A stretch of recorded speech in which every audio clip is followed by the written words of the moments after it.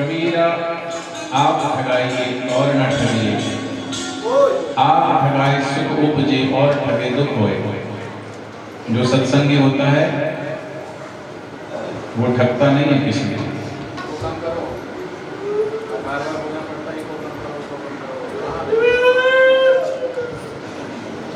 शांति। हरिओम। हरिदर्श सुनो ध्यान से। उनको अपना काम करने दो, आप अपना काम करें। सत्संगी था एक, तो सत्संगी व्यक्ति किसी को ना परेशान करता है ना किसी को सताता है। ठीक है, उनके सिर पे थोड़ा सा ठोक देना सिर पे। तो एक सत्संगी था और एक संसारिक व्यक्ति था। भाई भाई थे दोनों, लेकिन भाई भाई तो भाई जमीन जायदाद के लिए कौन किसका भाई, बाप ना भैया सबसे बड़ा। तो बाप अंतिम श्वास ले रहे थे, पिताजी ने कहा देखो बेटा, हम गरीब आदमी, हमारे पास तो है कुछ नहीं है, लेकिन एक भैंसवा है, एक भैंस है और एक कंबल है, आपस में बांट लेना जैसा लगे दोनों भाई मिल करके। तो बड़ा भाई जरा चतुर होशियार था, बोले पिताजी बोल के गए आधा आधा ले लेना। तो भाई अब कंबल क्या आधा आधा करेंगे, तो कंबल दिन में तू रखना, छोटे वाले को बोलता है तू रखना, रात को हम रखेंगे। रही बात भैंस की, तो दूध वाली भैंस है, समझता तो था पहले आगे का हिस्सा तेरा, पीछे का हिस्सा हमारा। खिलाए पिलाए वो, नहलाए धुलाए वो, सुबह बाल्टी लेके दूध देके गाय चले गए, छोड़ दे उसके हिस्से। और कंबल रात को तो जरूरत है, दिन में क्या कंबल, सर्दी के दिन थे और रात को बेचारा वो ठिठुरता रहे और या कंबल ओढ़ के सो जाए, 2-4 दिन में परेशान हो गया। तो एक दिन आया गुरुद्वारे के सत्संग में। सत्संग में हर प्रकार की दवा मिलती है, हर प्रकार का समाधान मिलता है। और लोग बोलते हैं क्या मिलता है सत्संग में, तो सत्संग में बहुत कुछ मिलता है। और क्या मिलता है, बोले जिनकी आंखों से नूर मिलता है, जिनके दर्शन करके सुरूर मिलता है, आ जाता है सच्चे दिल से बापू के दरबार, उसे दरबार से कुछ ना कुछ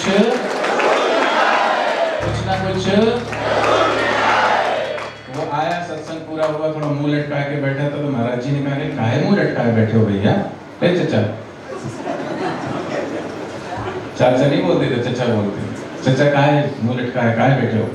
अरे कहाँ बताएं भैया, हमारा जो भैया है बड़ा बड़ा होशियार है, भोजपुरी बोली। बोले भाई क्या बताएं हम, हमारा जो बड़ा भाई है वो चतुर है, पिताजी हमारे चले गए बंटवारा के लिए बोले थे, तो एक कंबल एक भैंस पर रही। तो वो भैंस तो बोले पीछे का हिस्सा दूध वाला है, इसलिए आप पीछे का हिस्सा उसने ले लिया, आगे का हिस्सा हमको दे दिया। और कंबल और रात को जरूरत पड़ती है, लेकिन रात को वो ले जाता, दिन में हमको दे देता है। अरे वो इधर यहाँ उसके कान में कुछ कह दिया। और ये कान में कहने वाली बात बड़ी खतरनाक है। कान के अगर कच्चे हो और आंखें भी अगर अंधे हो तो तुम्हें वही दिखाई देगा जैसा तुम्हारी गति और मति है, और वही सुनना चाहते हो। अच्छा, कितने गहरे मित्र हो, उन 2 मित्रों में फूट डालनी हो तो उनमें से 2 में से किसी एक को बुलाओ और पास में बुला करके कुछ नहीं बोलो, बस गुदगुदा दो। वो जरूर पूछेगा महाराज क्या बोल रहे थे। महाराज ने तो कुछ भी नहीं बोला, खाली लिप्स थोड़ा सा हिलाया था। क्या बोल रहे थे, वो तो बोलेगा कुछ नहीं बोल रहे थे। ये तो झूठ बोलता है। अरे मेरे सामने कुछ बोला महाराज जी ने तुम्हारे कान में। भाई कुछ नहीं बोला है, मेरे ऊपर विश्वास नहीं। कैसे विश्वास करूं, मैंने अपनी आंखों से देखा है, वो कुछ बोल रहे थे तेरे कान में और तू बोलता कुछ नहीं बोला। बोले नहीं नहीं सच में कुछ नहीं बोला, तेरी कसम है, मेरी कसम मत खा है, हमारी कसम खा रहे हो, झूठ बोलते हो। अब भाई दोनों में होगी तनातनी। मित्रता खत्म हो गई, संदेह मित्रता को खत्म कर देता है। इसलिए कान के कच्चे मत बनिए, इसलिए कानों सुनी बातों पर विश्वास मत कीजिए। सुनना है तो सब इन कानों से सदगुरु की वाणी सुनिए, सत्संग की वाणी सुनिए, शास्त्र की वाणी सुनिए, तो कान में सुनना सार्थक हो जाएगा। बाकी इधर उधर की गाना सुनी, क्या सुना कहाँ सुनी, छोड़ो। फिर भी गुरु ने युक्ति बता दी। दूसरे दिन वो शाम को कंबल लेने आया था, सूर्यास्त होने वाला था, उससे पहले उसने उसको पानी में भिगो दिया। अब वो आया तो बोले भाई हमारा कंबल, बोले ये पड़ा तुम्हारा कंबल ले जाओ। बोले पानी में काहे डुबाया हो, बोले हमारी मर्जी, हमारा मर्जी है? हाँ, हम चाहे डुबाई चाहे सुखाई, दिन में हमारा जो है, हमारा जो है हक है ना, बंटवारे में दिन तो हमारा है। अभी तो सूर्यास्त हुआ भी नहीं है, अब ले जाओ, रात तुम्हारी है, निचो धो जो करना करो। अच्छा, अब सुबह हुई तो दूध की बाल्टी लेके जैसे ही बैठा था वो लंबा डंडा लेके, जैसे ही उसने दूध निकालने की कोशिश की, भैंस बिच के उच के दूध ना निकालने दे। भाई ये क्या कर रहे हो? बोले भाई ये हमारा हिस्सा है, इधर ध्यान ना दो, आप अपने पे ध्यान दो, आप अपने हिस्से पे ध्यान दो, ये हमारा आगे का हिस्सा, हमारा पीछे का तुम्हारा। वो समझ गया कि भैया इसको भी युक्ति मिल गई है, कहीं ना कहीं से भी होशियार हो गया। तो सत्संग में आके तो बुद्धू भी होशियार हो जाते, नहीं होते? हम सभी बुद्धू ही थे संसार में। तो गुरु के ज्ञान से, युक्ति और युक्ति से मुक्ति मिलती है। और नहीं, गुरु का ज्ञान नहीं है ना, तो बेमतलब का लड़ाई और बेमतलब का झगड़ा, झगड़ा नहीं, बेमतलब का झगड़ा, बेमतलब की लड़ाई और बेमतलब का झगड़ा शुरू हो जाता है। दो मित्र बैठे घूमने गए थे, अब घूमने भी कहाँ जाएंगे, वो समुद्र किनारे गए थे, और समुद्र किनारे घूम घाम के थक के बैठे, रेत पे बैठे थे। बोले यार सोच रहा हूँ कुछ कर लेते हैं। बोले क्या करें? बोले सोचता हूँ प्रॉपर्टी डीलर का काम कर, जमीन अमीन ले लेते हैं, कुछ खेती बाड़ी का काम कर लेते हैं। बोले तू खेती वेती मत खरीद। बोले क्यों? क्योंकि मैं भी कुछ सोच रहा हूँ। बोले तू क्या सोच रहा है? बोले मैं सोच रहा हूँ कि 10-20 भैंस खरीद लेते हैं और तपेला खोल लेते। बोले तू अपना प्लान चेंज कर दे। मैं अपना प्लान चेंज नहीं, मैं तो जमीन ही खरीदूंगा। बोले तू भैंस मत खरीद, मैं तो जमीन खरीदूंगा। बोले तू जमीन मत खरीद, मैं भैंस खरीदूंगा। दोनों में आपस में कहा सुना। पर बोले लड़ क्यों रहे? बोले देख तेरी मेरी मित्रता, मैं नहीं चाहता कि तेरी मेरी बाद में खटपट हो जाए। बोले खटपट का क्या मतलब? बोले तेरा खेत का काम मेरा भैंस का काम, मेरी भैंस तेरे खेत में आ गई तो बात तो है, लेकिन मैं क्यों अपना प्लान चेंज करूं? तू अपना भैंस मत खरीदना। बोले नहीं मैं तो भैंस खरीदूंगा। बोले खरीद के दिखा रहा। तू बोले खेत खरीद के दिखा। दोनों में तो तुम्हें मैं शुरू हुई। अब ऊंचा ऊंचा बोलने लगे। देखो जब हम किसी के हृदय के पास होते हैं ना, तो बहुत धीमी आवाज में उसके हृदय में अगर आवाज पहुंचानी हो तो बहुत धीमी गति से पहुंचती है। बहुत धीरे बोलोगे और ना भी बोलोगे, दिल की आवाज दिल तक सहज बिना बोले भी वो पहुंच जाती है। और जब हम अपनों से दूर होते हैं तो दूर चिल्लाना पड़ता है, जोर से चिल्लाना पड़ता है। हम उससे दूर हो गए है ना, भीतर से दरार पड़ गई, पास में है फिर भी चिल्ला रहे हैं। तू खरीद के दिखा। बोले तू खरीद के, तू जमीन खरीद के दिखा। झगड़ा हो गया शुरू। अब बैठे बैठे उन्होंने क्या किया, वहाँ जमीन की एक लकीर खींच दी। ये रही खींची लकीर। वो बोला ये रहा हमारा खेत। वो बोला उंगली ऐसी, ये रही हमारी भैंस। अब बोले तुम हमारी भैंस को मार के दिखा। बोले तुम्हारी भैंस हमारे खेत में आए, फिर हम बताएं। तो उसने यूं यूं उंगली कर, ये रही मेरी भैंस। उसने इधर देखा, उधर है डंडा और देव मारा उसी का, सिर फोड़ दिया। मुकदमा अदालत तक पहुंच गया। दुनिया में जो झंझटें हैं वो झंझटें व्यर्थ का सोचने से और व्यर्थ का बोलने से। आप चाहते हो आपके जीवन में व्यर्थ की झंझटें ना आए, तो 90% बोलने से आती है। इसलिए व्यर्थ का बोलना बंद कर दो और दूसरे के मैटर में दखल अंदाजी करना बंद कर दो, तो तुम्हारे जीवन से 90% झंझटें दूर हो जाएगी। नहीं तो व्यर्थ की बातों में उलझे पड़े रहोगे, व्यर्थ की दखल अंदाजी में। जज ने पूछा क्या मुकदमा है, क्या किया था? तो वो एक उधर मुंह करके खड़ा हुआ है, दूसरा इधर। अरे भाई क्या हुआ? काहे मिनट काहे खड़े हो? बोले जज साहब कुछ नहीं। अरे फिर बताओ तो, इंग्लिश से पूछी। बोले इससे पूछी। अरे हुआ क्या? बोले बस वो झगड़ा हो गया। किस बात पे हो गया? क्या बताया? अरे बताओ।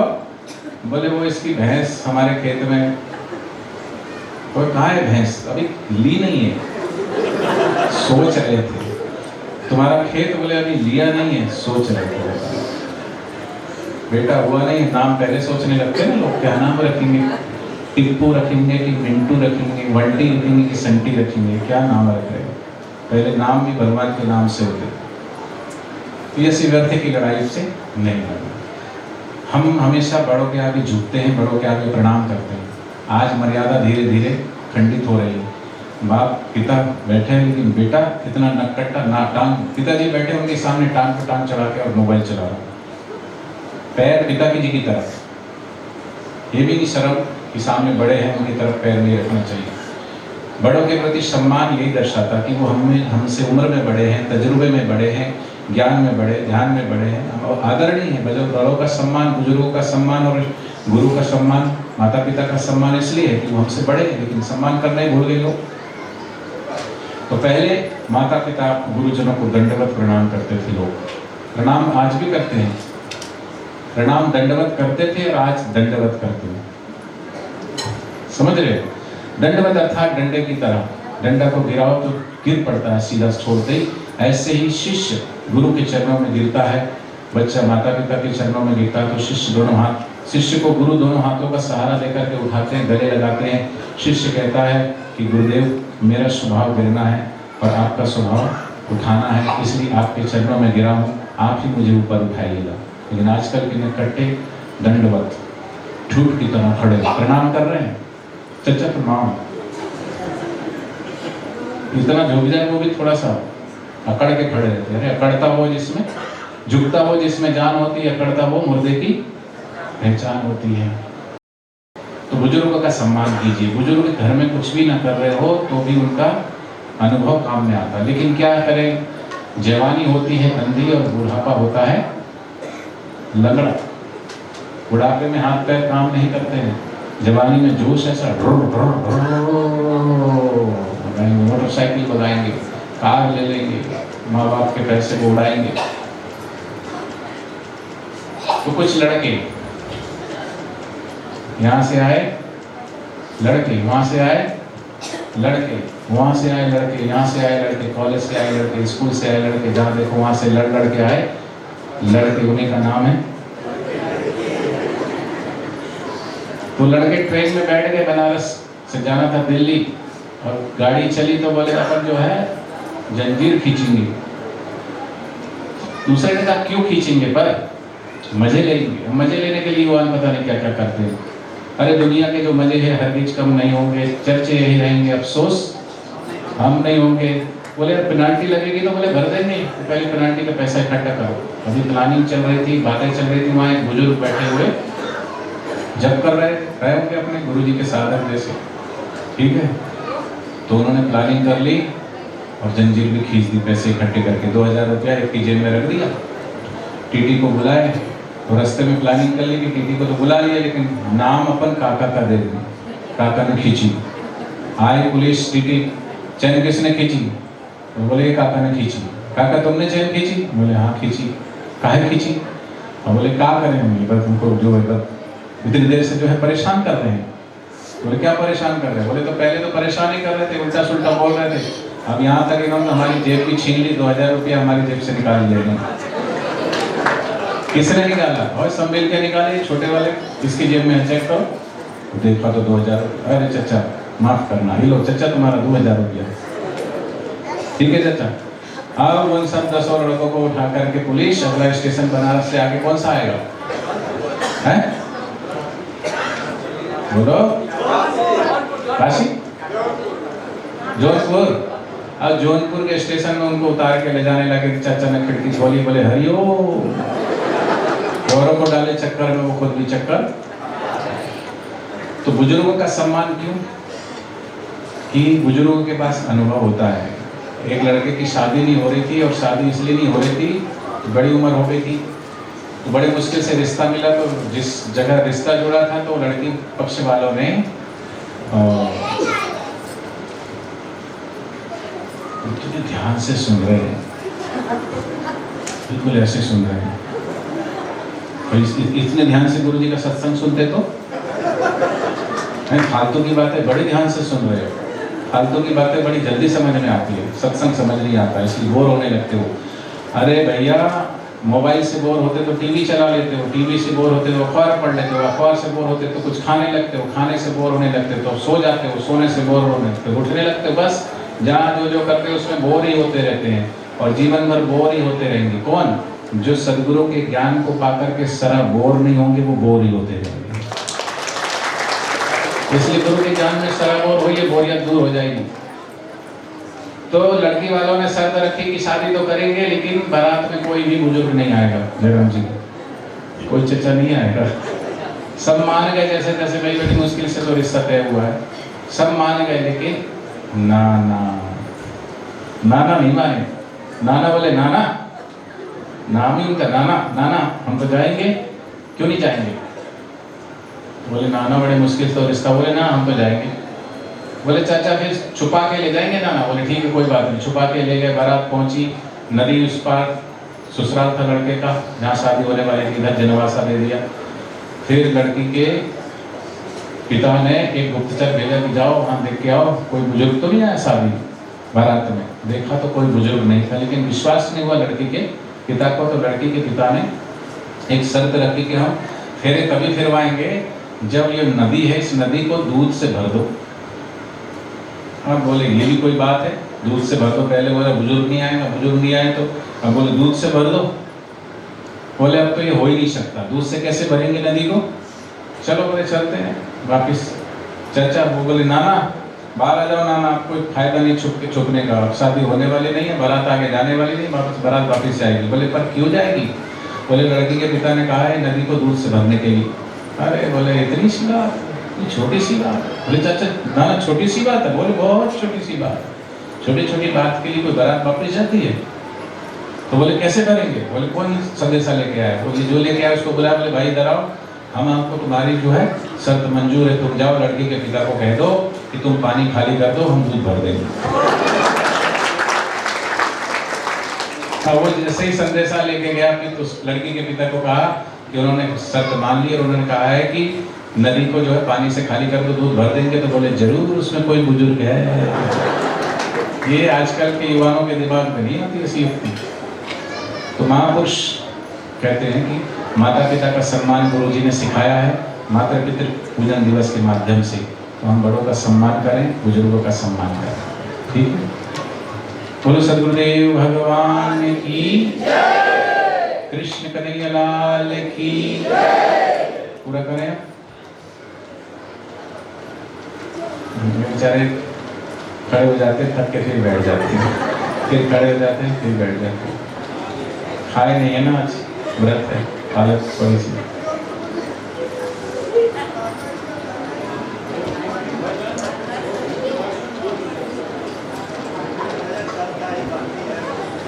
वाराणसी अलीपुर सेंटर पर हर रविवार को सत्संग भजन 3 से 5 बजे तक और प्रत्येक अमावस्या को हवन होता है, समय 8 से 10 सुबह। 13 मार्च को हवन का आयोजन किया गया है, तो आप सभी अवश्य पहुंचिएगा, ठीक है? बोलो सद्गुरुदेव भगवान की। अभी होली आने वाली है, तो होली में बाहर के रंग, और यहाँ तो भैया यूपी है? रवा के यूपी है। तो यूपी में रंग पंचमी बहुत खेली जाती है, धुलेंडी कम, यहाँ धुलेंडी के बाद रंग पंचमी 6 दिन 7 दिन तक चलती है। तो मैं आऊँगा कानपुर की तरफ फिर से। तो ये पलाश के फूलों का रंग सभी साधक जानते हैं, पलाश के फायदे। तो पलाश के पत्तों से होली का रंग खेलिएगा।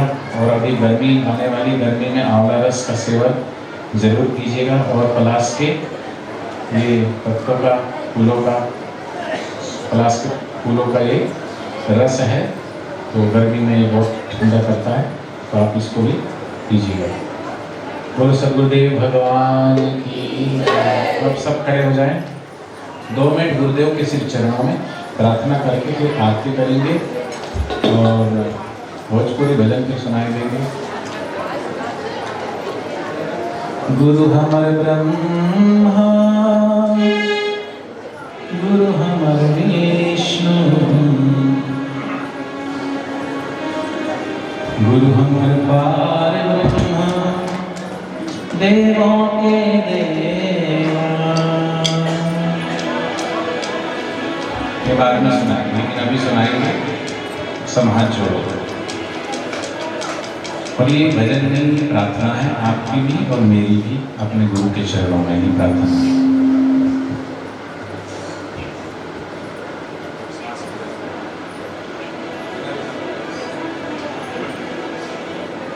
आंखें बंद, सच्चे दिल से प्रार्थना करें।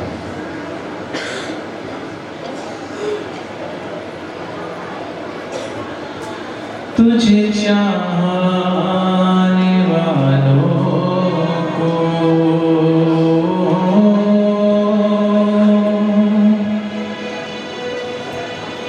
चाहत ना रहे कोई,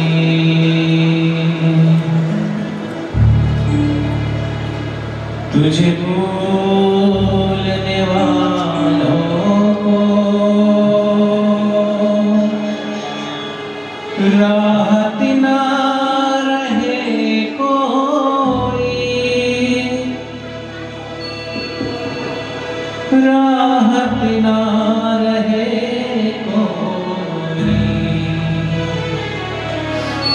तुझे पाके भुला दे जो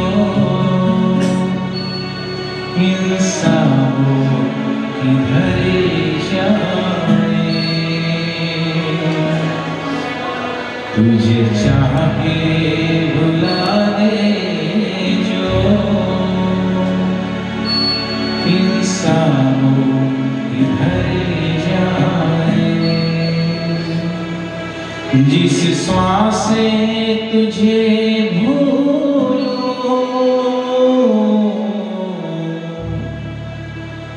जिस श्वास से तुझे भूलो, वो श्वास ठहर जाए। बापू तेरे चरणों में हर श्वास गुजरे जाए।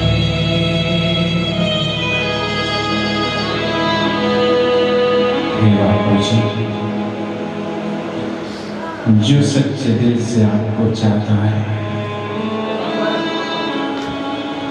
उसकी सब चाहत मिट जाती है, लेकिन जो तुझे चाह करके, तुझे तेरा सच्चा प्रेम ना चाह करके जो जग को चाहता है, संसार को चाहता है, और सद्गुरुदेव आपने जो इतना दिया, आपके एहसानों को भूल जाता है, गुरुद्वारे पे आना भूल जाता है, गुरुद्वारे की सेवा को भूल जाता है, उसे फिर कहीं राहत मिल नहीं सकती।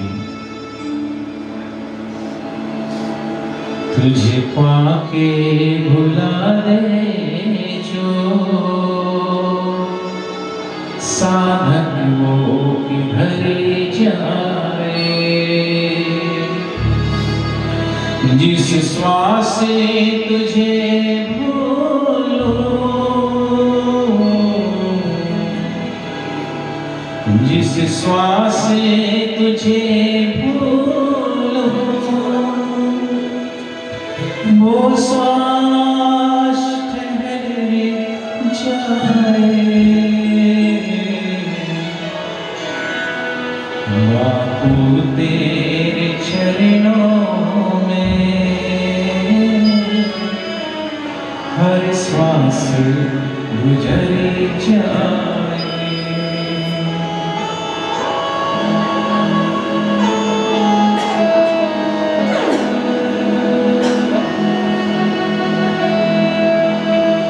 मुझे तेरा सहारा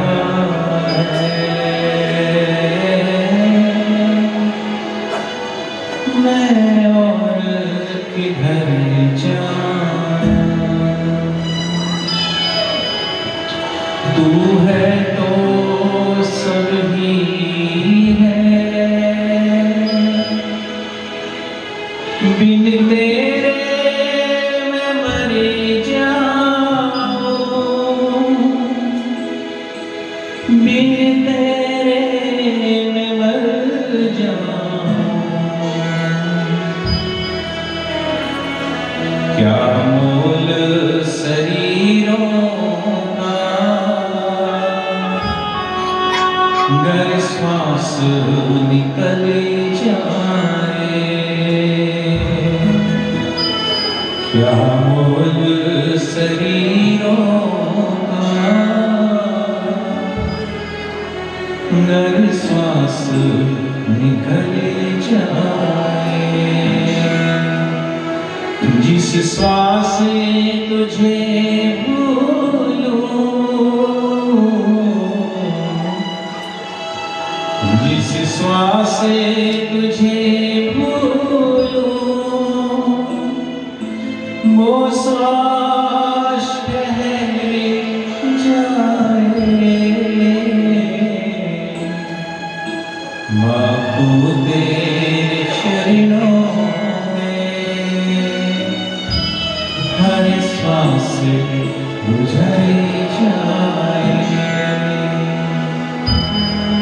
आप भी बोले, बापू तेरे चरणों में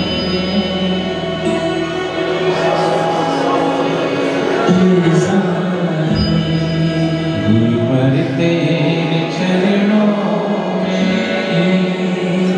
हर श्वास गुजर जाए। दुनिया में जिसे अपना समझा वो न बन पाया। दुनिया में जिसे अपना समझा वो न बन पाया। जब दिल ने तमन्ना की सतगुरु ने ये समझाया। सतगुरु ने समझाया। दुनिया एक सपना है जो सुबह बिखरे जाए। दुनिया एक सपना है जो सुबह बिखरे जाए। जिस श्वास से तुझे भूलो वो श्वास ठहरे जाए। बापू तेरे चरणों में हर श्वास गुजर जाए।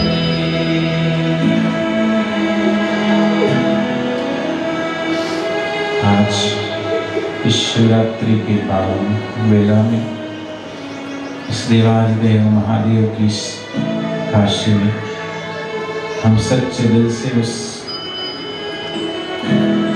महादेव के श्री चरणों में ये विनती करते हैं, प्रार्थना करते हैं कि आज का हमारा जागरण, आज का हमारा व्रत, आज का हमारा उपवास हम सब अपने गुरु के लिए। तू है तो सब कुछ है, तू नहीं तो कुछ भी नहीं।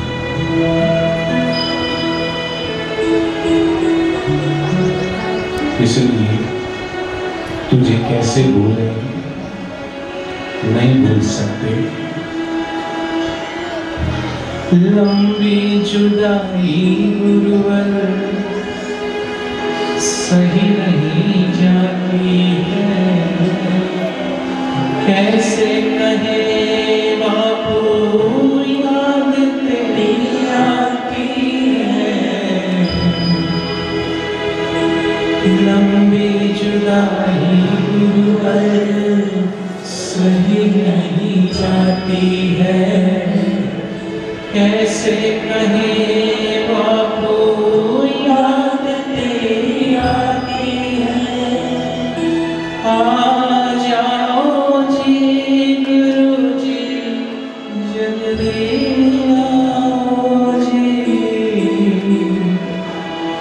मेरे आंसू पोंछ कर मुझे गले गुरु जी आ जाओ जी। आश्रम में जल्दी आओ जी। मेरे जी आ जाओ जी। आश्रम में जल्दी आओ। प्यारे जी आ जाओ जी। आश्रम में जल्दी आओ। जोगी जी आ जाओ जी। आश्रम में जल्दी आओ।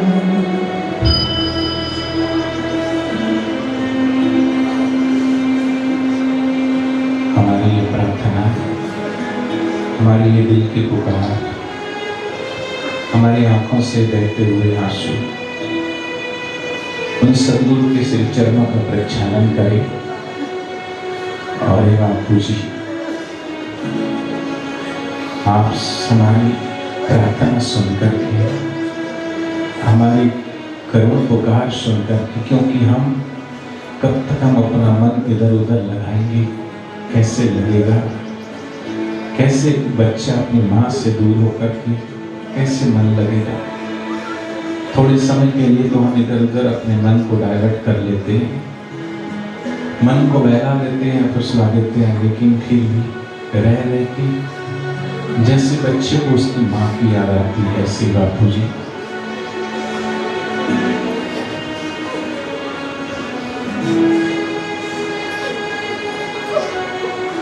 बनना कठोर थोड़ी, दया से भी काम लो, आकर गुरु जी अब माँ मेरी थाम लो,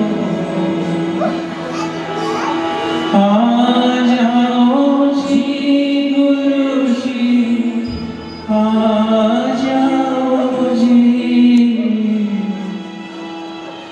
मेरे आंसू पोंछकर मुझे गले लगाओ जी, प्यारे जी आ जाओ जी, साईं जी आ जाओ जी।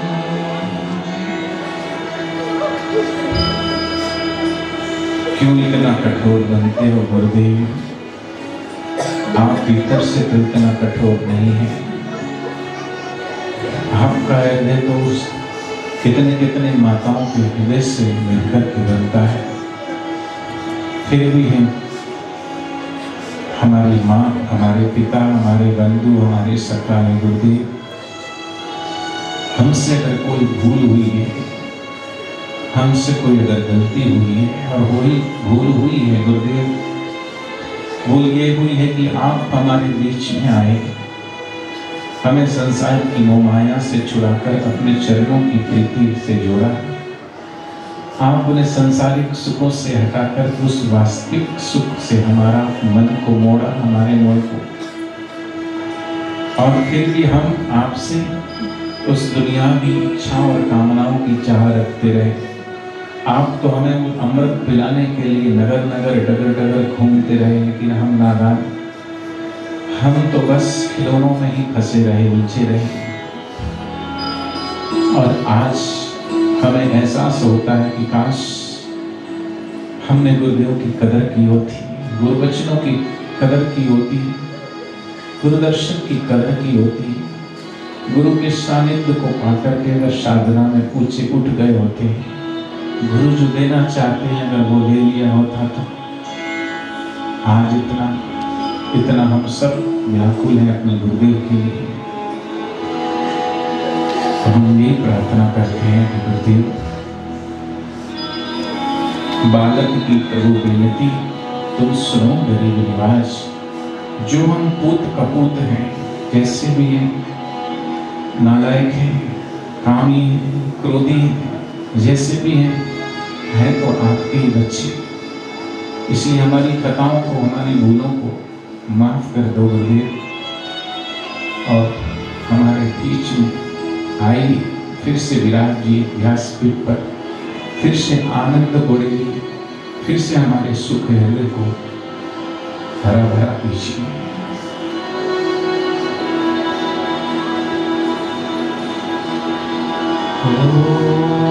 ओम सहना भवतु सहनो भुनक्तु सवीर्यं करवावहै तेजस्विनावधीतमस्तु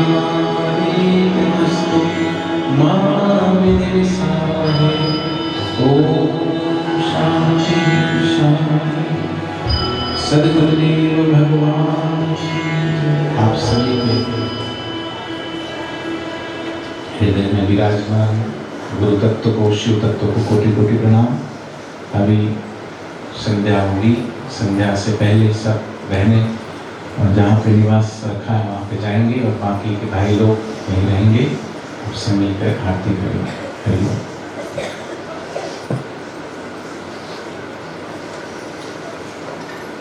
तुम्हें पापम दीप ज्योति नमोस्तुते, शुभं करोति कल्याणं आरोग्यं सुखसम्पदा शत्रुवृद्धिविनाशाय दीपज्योति नमोस्तुते।